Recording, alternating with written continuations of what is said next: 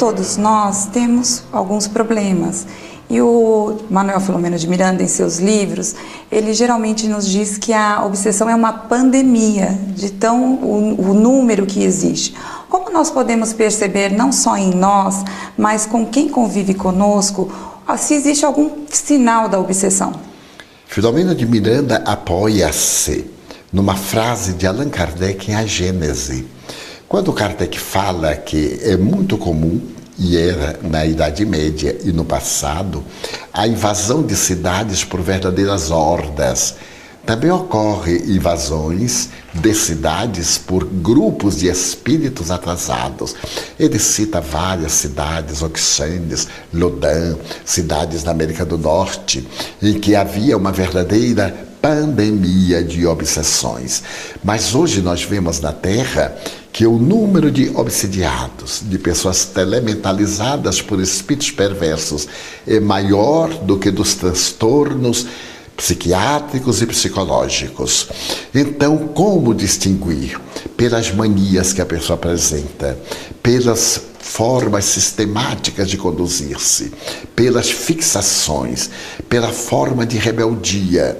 Elas têm raiz no atraso do espírito, que se apresenta de maneira inamistosa, mas esse atraso, que será normal, é assolado por aquela influência de natureza perversa e destrutiva. Observamos que uma pessoa que era dócil, que era meiga, repentinamente muda de conduta, sem nenhum motivo que haja desencadeado um transtorno psicológico. Um casal que era afável, de um momento para outro, ele se torna taciturno, ela se torna irritada. Não há nenhum problema de relacionamento, mas há uma fuga para dentro, há uma viagem para seus problemas. Podemos asseverar que 90% desses casos têm influência espiritual negativa, processos de obsessão e instalação. Geralmente, quando a pessoa está em processo de obsessão, ela se afasta da religião, se afasta do centro espírita, às vezes até mesmo do convívio familiar. Como um familiar que percebe a obsessão no ente querido pode ajudar? Primeiro, uma conversa franca. Não fingir que não está notando, porque o mal agrava-se. Mesmo que o outro se irrite e negue, é dever do lúcido esclarecer. Qual é o doente que gosta que nós lhe falemos da doença e de uma amputação? Ele sempre reage. Normalmente a doença mais sutil, o indivíduo diz, não, é um momento que passa, reage. Então aquele que esteja bem deve conversar. Não com essa técnica que nós temos de estar aconselhando os outros, salvando os outros. Um diálogo fraterno. Você não nota que está havendo uma diferença? Porque você se afastou do medicamento. O medicamento é a religião, seja ela qual for. Mas você é espírita, você sabe que há interferências de seres de outra dimensão em nossas vidas. Por favor, vamos até lá, pelo menos para me agradar. Mesmo que você não goste, vamos, saia se não lhe aprouver. Falarmos com bondade, para que a pessoa sinta a nossa onda de ternura. Normalmente falamos com irritação, reclamamos, brigamos, o que afasta mais o outro. Daí a melhor terapêutica em relação ao paciente é dar a ele a sensação de que conta conosco. E a mais eficiente é a oração. A oração discreta. Se for um casal, muitas vezes, quando o parceiro estiver dormindo, aquele que está melhor, acaricia-lhe a testa, ora, aplicando-lhe um passe indireto. Se o outro despertar, porque os espíritos perversos são muito astutos, e perguntar, mas o que é isso? Estou acariciando você. Sente saudade, sente necessidade de ternura, sempre de uma forma passiva, meiga, mas não conivente. Como você acha que deve ser o tratamento da obsessão nos centros espíritas? Existe a necessidade de o obsediado estar presente? De maneira nenhuma. Se o indivíduo enfermo não pode controlar o seu distúrbio, a sua presença não é essencial. Se, por exemplo, é um espírita ele poderá ir à casa espírita, fica numa outra sala, fica lendo, meditando, enquanto se opera a atividade mediúnica chamada de desobsessão. Se é um estranho, alguém que nos pediu, ao invés de levar esse indivíduo desequipado a participar da sessão que vai lhe causar um choque, porque ele não conhece, pode parecer-lhe ridículo ou pode parecer-lhe pior para impressioná-lo com o que os espíritos vão dizer.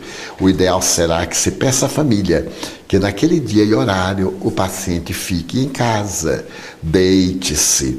Se for mais dócil, que se faça um estudo do Evangelho naquele horário para criar uma ponte entre o lar e o núcleo espírita, e os benfeitores possam deslocar a entidade perturbadora com facilidade, e ao mesmo tempo o paciente ser beneficiado. Porém, levar o paciente à sessão mediúnica é um risco, porque não tendo ele estruturas, não é aconselhável. O próprio codificador recomenda-nos que numa reunião séria, conforme está no Livro dos Médiuns, na sua parte final, ela é constituída de pessoas que se respeitam entre si, que se conhecem entre si, que conhecem a doutrina. Então, o ideal é que esse paciente vá às reuniões doutrinárias, que são psicoterapêuticas, são de terapia em grupo, que vá tomar passes, essencial, no centro espírita. Se não se pode locomover em casa 1 a 2 vezes, porém depois no centro espírita, que é o hospital especializado para almas. Nós vivenciamos várias reencarnações e trazemos muitas dívidas dessas reencarnações e deixamos inimigos, que muitas vezes ficam no plano espiritual enquanto nós estamos aqui na Terra. E o que nós podemos fazer para prevenirmos a obsessão? Há muitos métodos. O ideal é a prática do bem, porque todo fator positivo anula aquele que é pernicioso. Se nós nos voltarmos para o bem, se tivermos uma vida moral saudável, apesar dos arrastamentos, das tentações, se tivermos o bom hábito da prece, que é uma psicoterapia de excelente valor, porque nos envolve vibrações sutis que as entidades perversas não conseguem atravessar. E se, além disso, fizermos o bem a outrem, estamos anulando o mal que fizemos. Eles poderão, pela lei de causa e efeito, tentar perturbar-nos, mas os nossos alicerces novos irão dar-nos resistências para superar as más inclinações. Então, toda ação nobilitante é antídoto à obsessão, seja por débitos de outras existências, seja por conflitos da atual. A terapêutica, diz Allan Kardec, a paciência, a resignação, mesmo quando está obsidiado, a prática do bem, a oração, porque os espíritos maus, eles são perversos, mas eles não são pacientes. Eles insistem, investem, cansam-se e desistem. Se nós perseverarmos nos bons hábitos, teremos a melhor psicoterapia preventiva às obsessões. Nós vamos para um rápido intervalo e voltamos daqui a pouco com o quadro Pode Perguntar. Não saia daí!